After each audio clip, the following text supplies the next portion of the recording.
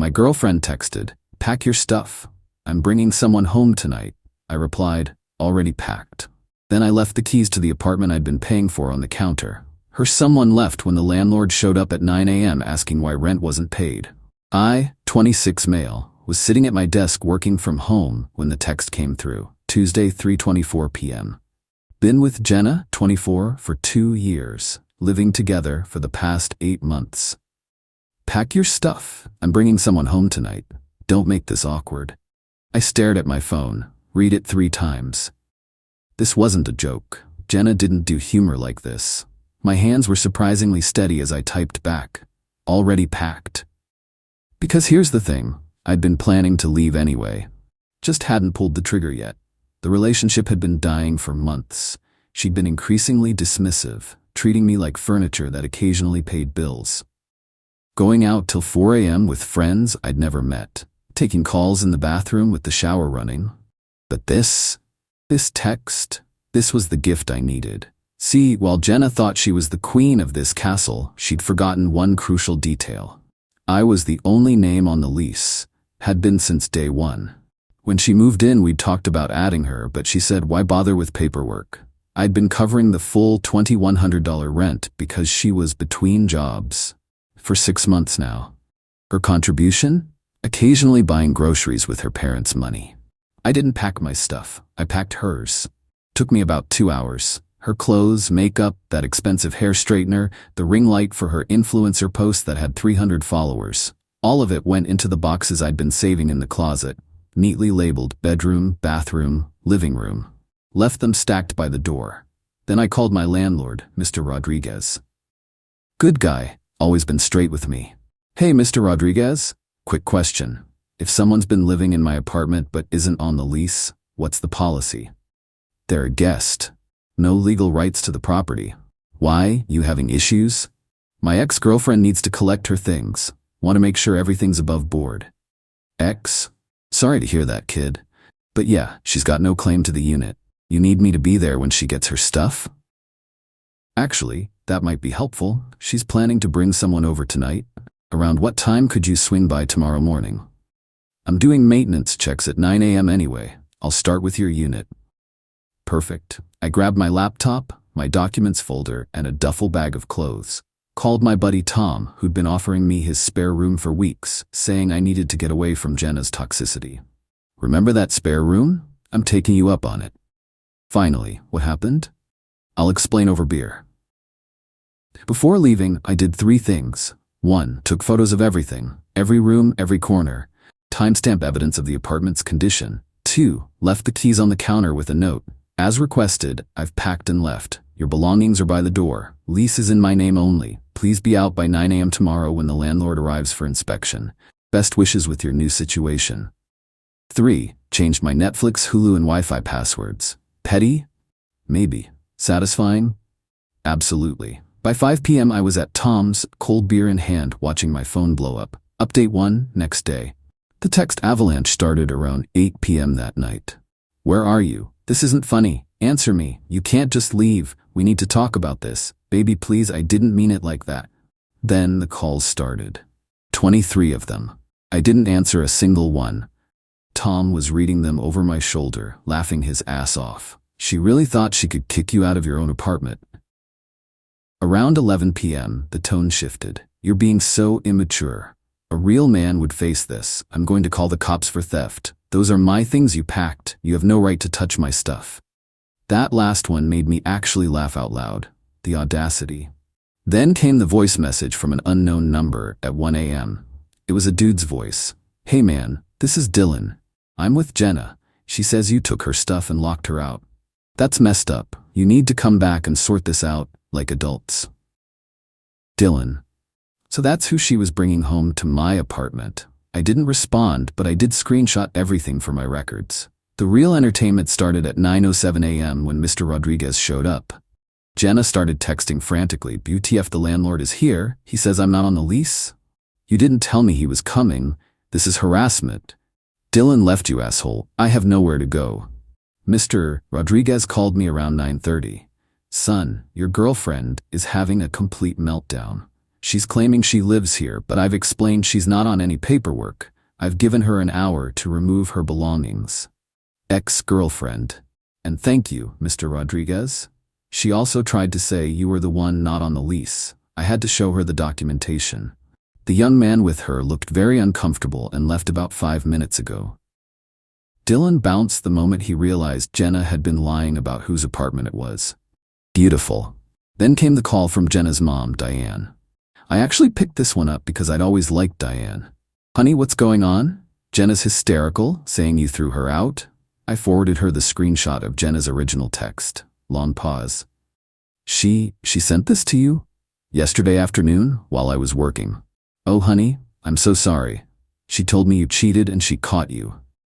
Diane, I've been paying her rent for 6 months while she finds herself. I've never cheated. She texted me to leave so she could bring Dylan over. Dylan? Who's Dylan? That's what I'd like to know. Another long pause. I'll come get her, and her things. I'm sorry, sweetheart. You deserve better. Around noon, Jenna sent one last barrage. You've ruined everything. Dylan won't talk to me now. I'm homeless because of you. I hope you're happy. You'll never find anyone like me.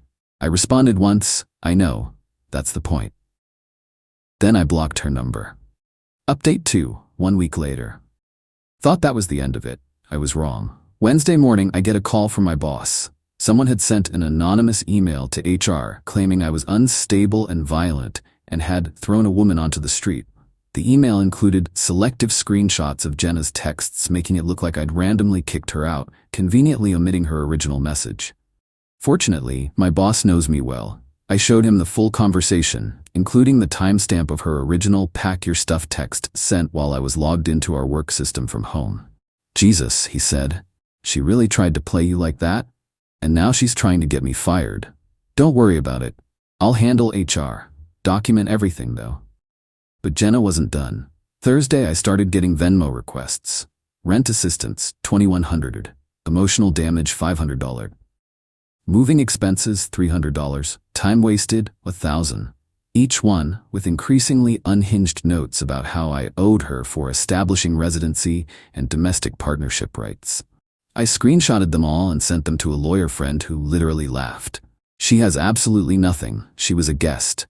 Keep those, though, in case she escalates. Friday brought a new development. Tom showed me Jenna's Instagram story. She'd posted a crying selfie with the caption, "When you think you know someone for 2 years and they leave you homeless overnight. Narcissistic abuse is real. #domestic violence survivor starting over." The comments were mixed. Some of her friends were rallying around her with "men are trash" energy. But then something interesting happened. Dylan's ex-girlfriend found the post and commented, "Is this why Dylan was at some random apartment at 1 a.m. last Tuesday, when he was supposedly at his brother's?" The comment got deleted, but not before several people saw it and started asking questions. Turns out, Dylan had a girlfriend of 3 years. Had. By Saturday, the narrative was crumbling. One of Jenna's friends, Alicia, who I'd always got along with, messaged me. "Hey, just wanted you to know not everyone's buying her story. She told 3 different versions at brunch. First you cheated, then you were abusive, then you were controlling. Also, she admitted she'd been talking to Dylan for months. Sorry you had to deal with this." Sunday afternoon, I get a text from an unknown number. "This is Dylan. I want to apologize. She told me it was her place and you were a stalker ex who wouldn't leave. I didn't know the situation. I'm dealing with my own mess now thanks to this. She played us both." I didn't respond, but I did appreciate the confirmation that she'd been lying to everyone. Monday, the grand finale. Jenna's dad, Robert, called me. Robert's a stand-up guy, old school, believes in accountability. "Son, I need to apologize for my daughter. Diane showed me everything. We're mortified. I appreciate that, Robert. I want you to know we're not enabling this. She's staying with us, but she's got 30 days to find a job in her own place. No more free rides." "You don't have to." "Yes, I do. You supported her for 6 months while she lied to us about working. That ends now. Also, did she really try to get you fired?" "She did." He sighed heavily. "We've failed somewhere as parents. I'm sorry, son. You're a good man. Don't let this sour you on relationships. That actually meant a lot." Final update, 3 weeks later. Life has a funny way of serving justice. Remember Dylan? Well, his now ex-girlfriend reached out to me. Not for anything romantic, she just wanted to compare notes. Turns out Jenna had been promising Dylan she was single, living alone, and that I was just some creepy ex who kept showing up. She'd been meeting him at hotels for months, paying with a credit card her parents didn't know about. The ex-girlfriend, Mika, was savage. She put together a whole timeline with receipts and posted it in their friend group's chat. Jenna's reputation imploded overnight. Even her ride-or-die friends started distancing themselves when they realized how many lies she'd been telling. But the real karma came from an unexpected source, the apartment building. Mr. Rodriguez called me last week. Hey, I wanted to check in. You still interested in the unit? Actually, yeah, Tom's great, but I miss having my own space. Good, because I have a situation. Your ex-girlfriend showed up yesterday with a rental application. Used you as a reference, if you can believe that. I actually laughed. She what? She also claimed she'd been a tenant for 8 months. When I told her I knew she was never on the lease and reminded her about the scene she caused, she accused me of discrimination and threatened to sue. Of course she did. Well, I've banned her from the property. Thought you should know in case she tries to contact you. She did try. Created a fake Instagram account to message me. You've destroyed my life. I can't get an apartment anywhere because I have no rental history. This is your fault. I didn't respond, but I did notice something interesting. She'd tagged herself at a new job, a coffee shop downtown. I know the owner through my work.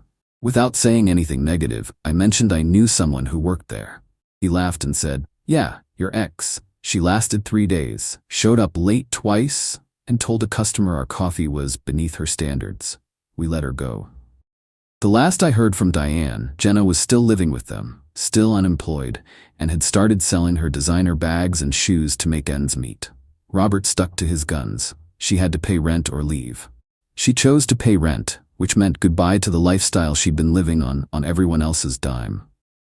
Dylan moved to another city for a fresh start. AKA his ex-girlfriend made their breakup very public. As for me, I'm back in my apartment. Got a promotion at work. Turns out handling a crazy ex with grace impressed my boss.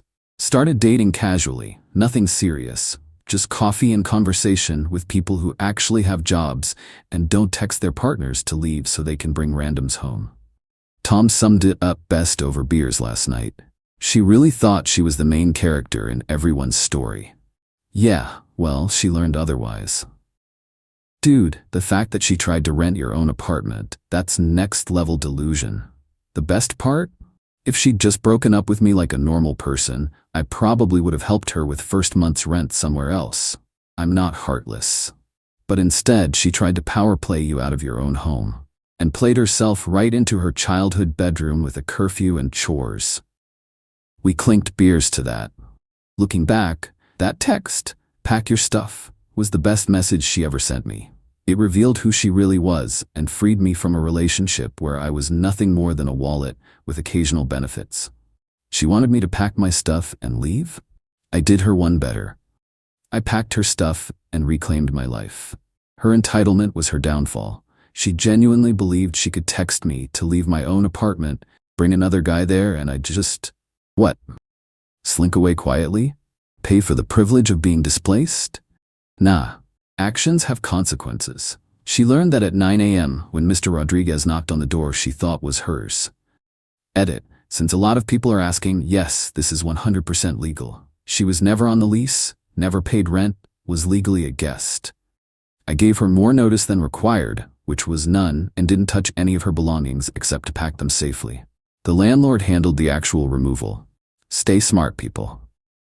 Always know your rights.